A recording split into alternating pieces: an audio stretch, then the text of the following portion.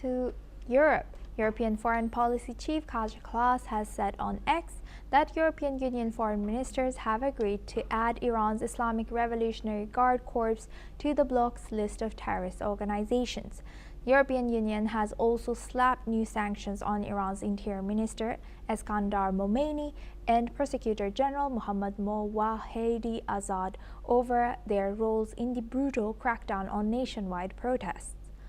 The move targets senior officials accused of directing security forces that violently suppressed demonstrators, resulting in widespread deaths and human rights abuses. Now for this discussion, we welcome Mr. Mark Sutherland. He's a geopolitical commentator, joins us live from London. Thank you very much, Mr. Sutherland, for joining us. Good to see you. Now, looking at Iran, what is happening now, and why do you think EU has decided to take such stance now?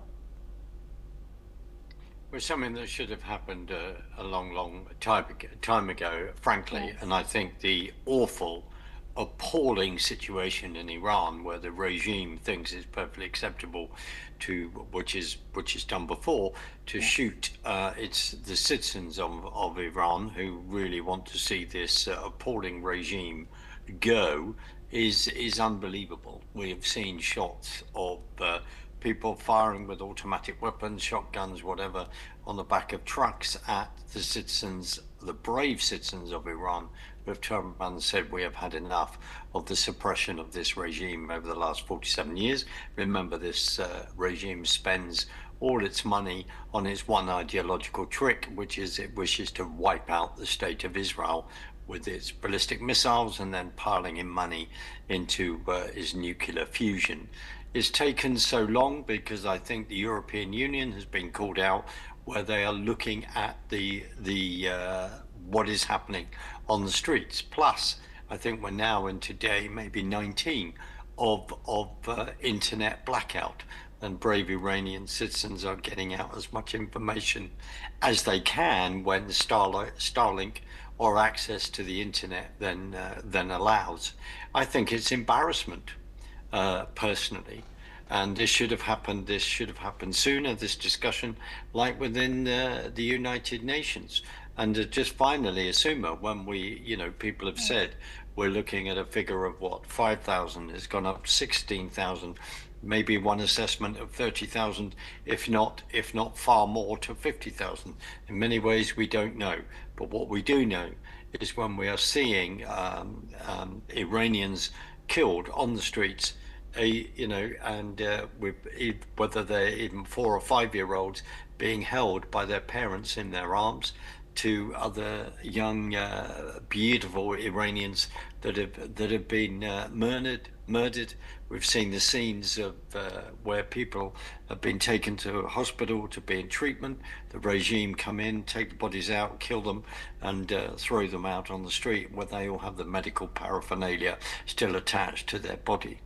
Again, I say, I think it's embarrassment, but they need to do that. There is going to be ramifications in regard to freezing assets, etc., in various banks, and it's going to be very interesting to find out where the money is. As we always say, follow the money. So it's going to be going up to some very interesting avenues. Asuma. Yes, indeed.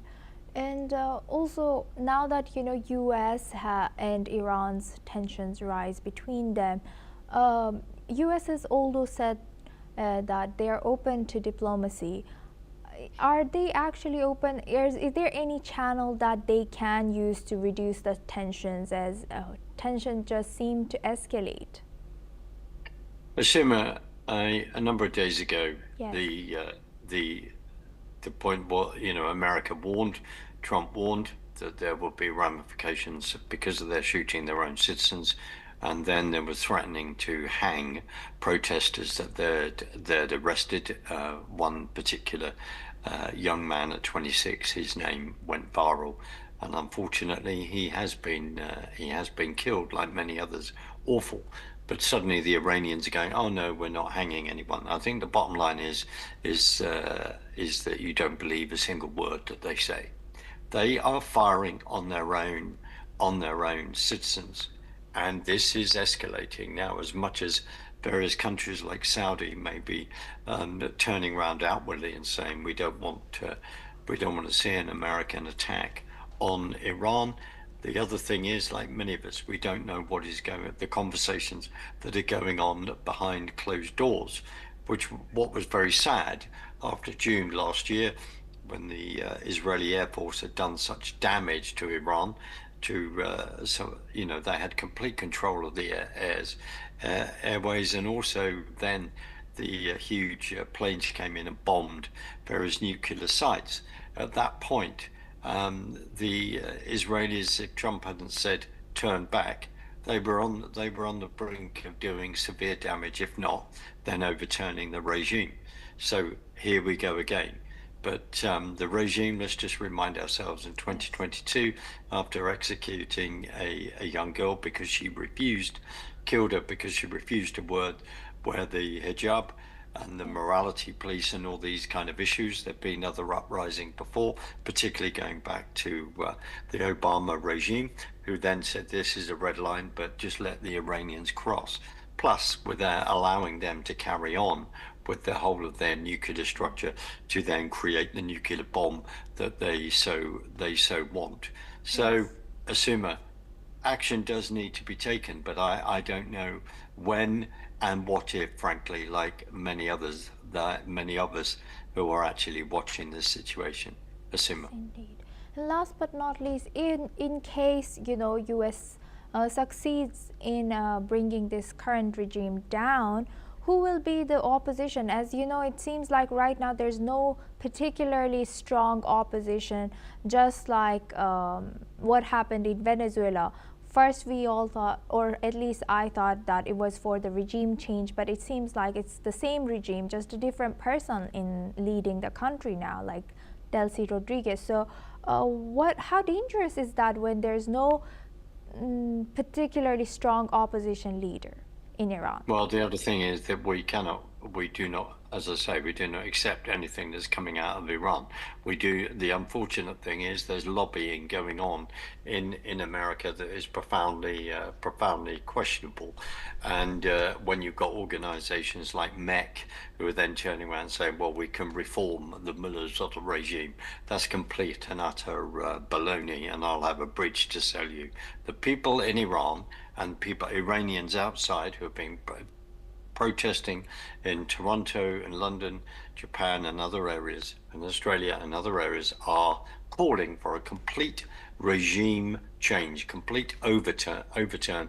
They want democracy. When you say they're a leader, many people are getting behind the Shah's son, Pahlavi. They are doing that. His name has been shouted on the streets of Iran. He has then been managed to actually broadcast to Iranians by when people took over the state television, which was a very interesting exercise to observe.